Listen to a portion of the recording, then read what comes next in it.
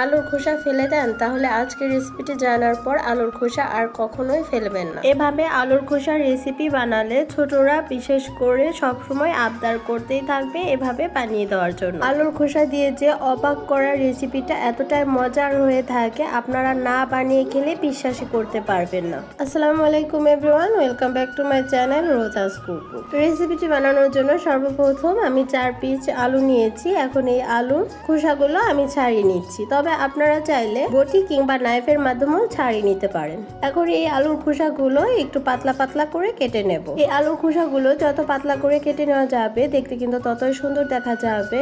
আর আমি কিরকম করে কেটে নিচ্ছি আপনাদেরকে একটু দেখিয়ে দিচ্ছি। দেখতেই পাচ্ছেন প্রায় অনেকটাই পাতলা করে কেটে নিয়েছি, তবে আপনারা চাইলে একটু মোটা মোটা করেও রাখতে পারেন, তবে পাতলা করে রাখলে কিন্তু খেতে আর দেখতে দোনোটাই বেশি ভালো লাগে। একইভাবে আমি আলুর খোসাগুলোকে ঠিক পাতলা পাতলা করে কেটে নিচ্ছি। আলুর খোসাগুলো কেটে নেওয়া হয়ে গিয়েছে। পর্যায়ে আমি সাথে সাথে আলুর খোসাগুলোকে পানিতে দিয়ে দেব। আলুর খোসা যদি পানিতে অনেক দেরিতে দেওয়া হয় তাহলে কিন্তু আলুর খোসাগুলো কালো হয়ে যায়, সেজন্য আমি কাটার সাথে সাথে পানিতে দিয়ে দিয়েছি। এখন আমি এই আলুর খোসাগুলোকে ভালোভাবে ধুয়ে পানি ঝরিয়ে টিস্যু পেপার মাধ্যমে ভালোভাবে মুছে নিয়েছি। আপনারা চাইলে এখানে পরিষ্কার কাপড় দিয়ে আলুর খোসাগুলো মুছে নিতে পারেন, তবে পানি ঝরিয়ে কতক্ষণ পর রেসিপিটিও বানাতে পারেন। এক কথায় এই খোসার ভিতরে কোনোভাবেই পানি থাকা যাবে না। আলুর খোসাগুলোকে ভালোভাবে শুকিয়ে নিতে হবে। এই পর্যায়ে এখানে দিয়ে দিচ্ছি পরিমাণ মতো লবণ, দিয়ে দিচ্ছি হাফ চামচের মতন টেস্টিং সল্ট। তবে আপনারা যদি টেস্টিং সল্টটা পছন্দ না করেন তাহলে এটি স্কিপ করতে পারেন, তবে এই রেসিপিতে টেস্টিং সল্ট দিলে কিন্তু বেশি ভালো লাগে। দিয়ে দিচ্ছি হাফ চা চামচ পরিমাণ চটপটি মশলা, আর দিয়ে দিচ্ছি একটা পরিমাণ ম্যাগি ম্যাজিক মশলা।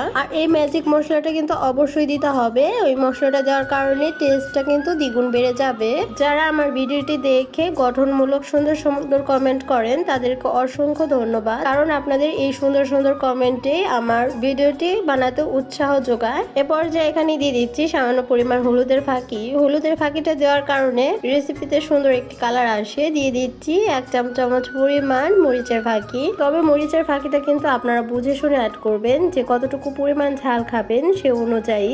এখন এই উপকরণগুলোকে একটি চামচের মাধ্যমে ভালোভাবে মিশিয়ে নিচ্ছি। কিন্তু আজ এই রেসিপির সাথে আরো একটি রেসিপি শেয়ার করব।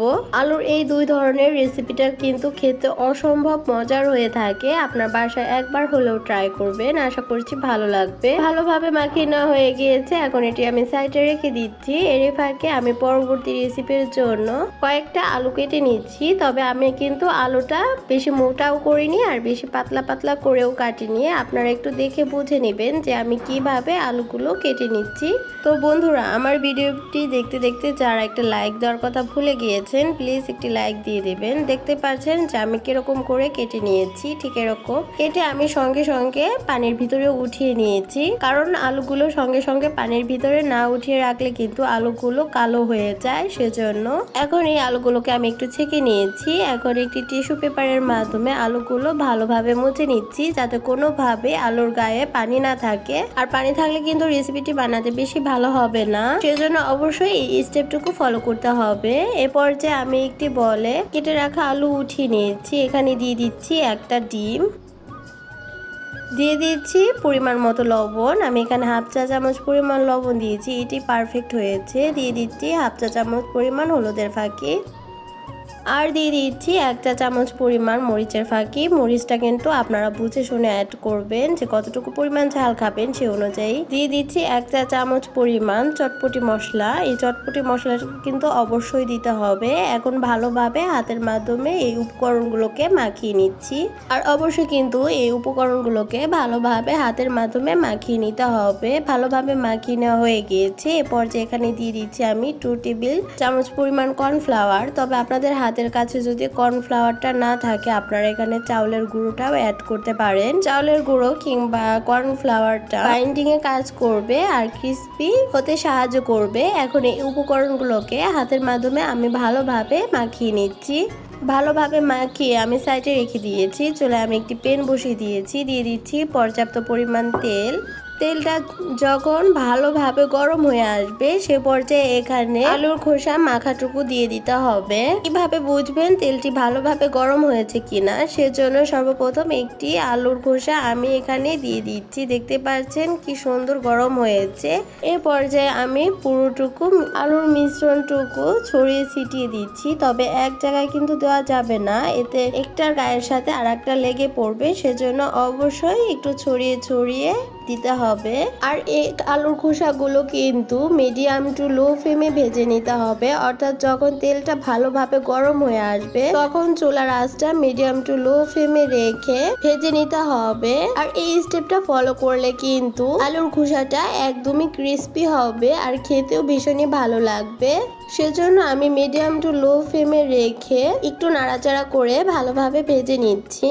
বাচ্চাদের বাইরের চিপস চকলেট না খাইয়ে বাসায় যদি এরকম করে বানিয়ে দেন তাহলে কিন্তু বাচ্চারা বাইরের চিপসের কথা ভুলেই যাবে, কারণ এই রেসিপিটা এতটাই মজার হয়ে থাকে। আর কি দরকার বাচ্চাদের বাইরের অস্বাস্থ্যকর খাবার দেওয়া, সেজন্য অবশ্যই বাসায় একবার হলেও ট্রাই করবেন। আশা করছি আপনাদের বাচ্চারা খুবই পছন্দ করে খাবে। দেখতে পাচ্ছেন কতটা ক্রিস্পি হয়েছে। এখন এটা আমি সাইডে রেখে দিচ্ছি। এখন ওই একই তেলে আমি দিয়ে দিচ্ছি আলুগুলো। তবে এইভাবে আলু ভেজে দিলেও কিন্তু বাচ্চারা খুবই পছন্দ করে খায়। যেহেতু আলুর ভিতরে ডিম দিয়েছিলাম সেজন্য আলুটা দেওয়ার সাথে সাথে তেলটা ফুলে উঠেছে। এখন মিডিয়াম টু লো ফ্লেমের মাঝামাঝিতে রেখে এখন আমি এই আলুগুলোকে ভেজে নিচ্ছি। দেখতে পাচ্ছেন কতটা সুন্দর হয়েছে। আমি আপনাদেরকে পরিবেশন করে দেখাচ্ছি যে কতটাই পারফেক্ট হয়েছে। দুই ধরনের রেসিপি খেতে কিন্তু অসম্ভব মজার হয়েছিল। আমার এরকম নিত্য নতুন মজার রেসিপি পেতে চাইলে অবশ্যই সাবস্ক্রাইব করে পাশে থাকার বেল বাটনে ক্লিক করে রাখবেন। আর ভিডিওটি খুব বেশি ভালো লেগে থাকলে লাইক কমেন্ট শেয়ার করতে ভুলবেন না। আজকের মতন এ পর্যন্ত। সবাই ভালো থাকবেন, সুস্থ থাকবেন, সবাই সবার জন্য দোয়া করবেন। আল্লাহ হাফেজ, আসসালামু আলাইকুম।